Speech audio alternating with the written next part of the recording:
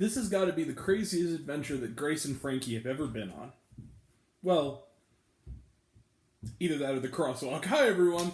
By the way, Grace and Frankie is genuinely slaps, and you should watch it. Even though I still need to watch the last half of the last season. I know, I'll get to it eventually. Running a full-time YouTube channel is not always super easy. You have to put some things on the back burner. Hi, everyone. It's me, Grant, the movie and TV guy. Welcome to Raise Up Popcorn with Grant, everybody. And the timing of this review and of seeing this movie this evening is so serendipitous, it almost feels like something is up. That movie is here on Raise Up Popcorn with Grant. I'm Grant, the movie and TV guy, and that movie is movies and TV. So what you hear, 80 for Brady.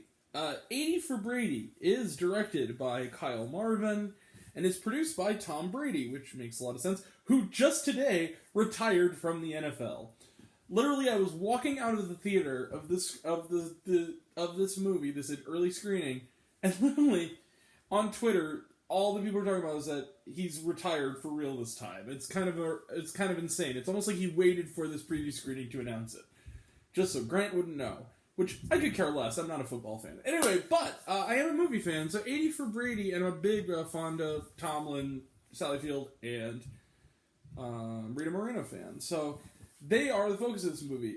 They play four really good pals from the sort of, New England, Boston area. They are Lou, played by Tomlin, Trish, played by Fonda, Maura, played by Moreno, and Betty, played by Field. And they are four best friends who, while Lou was recovering from chemotherapy, she's a cancer survivor, they couldn't change the remote on a Patriots game, and they saw Tom Brady's beautiful face, and eventually they decided, hey, we're going to be football fans now, and they started watching it. And also this is a true story, kind of. I doubt a lot of the shenanigans in this movie really happened, but the 80 for Brady, the four women really existed. I actually saw them at the Super Bowl on television at the time. But, so they decide we're going to take a trip down to Texas to go to the 2017 Super Bowl to see Brady and the Patriots play. It turns out it's going to be a lot more complicated than that. They seemingly won the tickets from a talk show, like a Patriots fan after show hosted by Rob Corddry and Alex Moffat. Oh, that was nice seeing them in there. They were very funny in the movie. As hardcore, Boston accent. They sound a bit like Peter Griffin.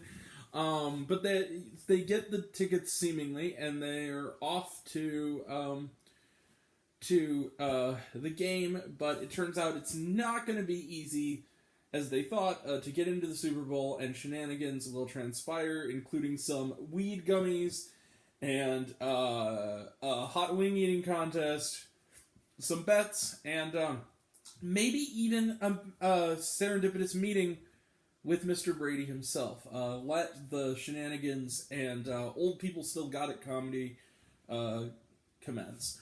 So 80 for Brady is one of those movies that's kind of hard to review in the sense that I enjoyed the film, I laughed a few times, I smiled a lot, and I'm probably going to forget it in a month. And that's okay. That is what movies like this are made for. It's a cute film. Has a lot of heart to it. The cast, of course, is amazing, but along with the people I already mentioned, you also got people like Sarah Gilbert in there, Billy Porter, who's always fun to watch, and is always, game for anything. Guy Fieri has kind of a prominent role as himself in it. Gronk is in the movie, along with Tom Brady, and a lot of other, really good. Bob Balaban as Sally Field's husband. So there's a lot of fun cast here.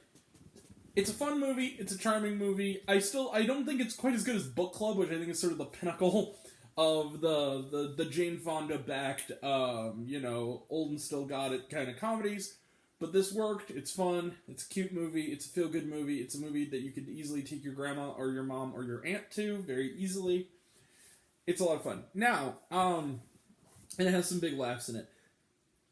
issues I have with the movie, because it's not a perfect movie. I think my biggest issue is, as someone who's not a football fan, and not even really necessarily a big Tom Brady fan, sorry, Pats fans, just gonna say it, this felt like kind of a giant infomercial for the man that is Tom Brady. By its nature. I mean, it's called 80 for Brady. It's based on this kind of moment in the life of the fans of Tom Brady. It's going to be about that. I have to admit, some of the marketing for this movie is kind of fun. I like the Brady Bunch opening parody they did. And that was kind of cute.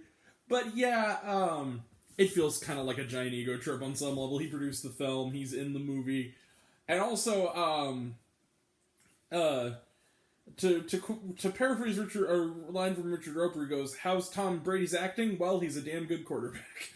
Yeah, he kind of, especially there's a scene with him and Tomlin in this movie. It's kind of the big cameo scene where the amount of talent up against Tom Brady is so large that it shows he's kind of real flat. And it's like, man, next to Tomlin, like, we know who the real all-star is here. It's Tomlin. But it works. It ultimately, and also considering that the last Paramount NFL kind of joint film production I saw was Fantasy Football, which was a commercial that's trying to be a movie. This is a movie that has commercial elements in it, but is ultimately a movie. It has a heart. It's sweet. It's a feel good movie, and it's completely wholesome. It's completely harmless. It's a sweet movie, and I give it like a matinee. And that's what I'm going to give it. Oh, let's close the book there. I'm going to give 80 for Brady 3.5 out of 5 stars. Let's just end it there. It's a cute flick. I enjoyed myself. I'm glad I saw it. I'm probably not going to give it a second thought by the time the Super Bowl actually airs. I'm probably not going to give it much of a second thought, but it's a cute film. By the way, why didn't this come out in March? That would actually make some sense, because then you could advertise it during the actual Super Bowl. I don't know. Yeah. Alright, but that being said, Trailer Trash. This was an early screening, so we only had a few trailers this time, and they were all Paramount trailers. And those are Mission Impossible Dead Reckoning Part 1, talked about it. Dungeons & Dragons Honor Among Thieves. Newer trailer looks good. Some of the effects look a little ropey, but I don't know. It still looks like a fun time. Titanic 25th Anniversary. Yeah, I plan on checking this out. I hope it comes to Edwardsville. It's in 3D. I will see it. And if it does, and we will do a retro review, but I don't know if it is yet. The tickets haven't gone on sale for it yet, but I'll see. Was there shawarma? No, there was not. But they do that thing where you see like the title, you see the little image of the true story image, and then there's another scene. But there's no like, it's not mid credits. It's just yeah. All right, that is it. We will be back tomorrow night for Knock at the Cabin, which anyone who saw my old review knows me and Shyamalan have a bit of a love-hate relationship. I hear this one's actually getting some good buzz, so it's a good concept. Good cast of people, but Shyamalan is good at concepts and getting good actors to be in said concepts, but he's not always good at follow-through. But we'll see. We're going to check it out. Friday, we are talking about Sword Art Online, the movie. Saturday is Skinamarink, and then Sunday is our big epic stream, which may just end up being me at this point, because it seems like, or at least me and Austin, it seems like a lot of stuff has come up in a lot of my guests' lives, but we will try to get them on there. See, if worse comes to worse, I can always ask, Ryan or someone like that to come on, even though they already have their own separate videos they've already done. They can come on and just sort of be with me when I give my list, I don't know. Either way, you're going to get some kind of video on my best and worst of Listen Sunday. So I'm still going to come through. We're still going to do a nice long video where I'm going to go into detail on my top 25 and what have you of both best and worst. So either way, you're at least going to see me. That is, and it's at least going to be somewhat long. It may not be the big collab that I thought it was going to be, but it'll be fun. Anyway, that'll all be next time, and until next time, I'm Grant, the movie and TV guy. I see it all, and I'm happy to share it with you. I love you all. I appreciate you all. I love you all, class dismissed. Love you 3000. Be kind to one another. If you like this video, give it a like if you want to. Give it a subscribe if you want to. Give it the bell. I don't know what it does. That's what you're supposed to do, or so I've been told. Leave a comment, even if it's "Hey Grant, I like waffles." It really helps out.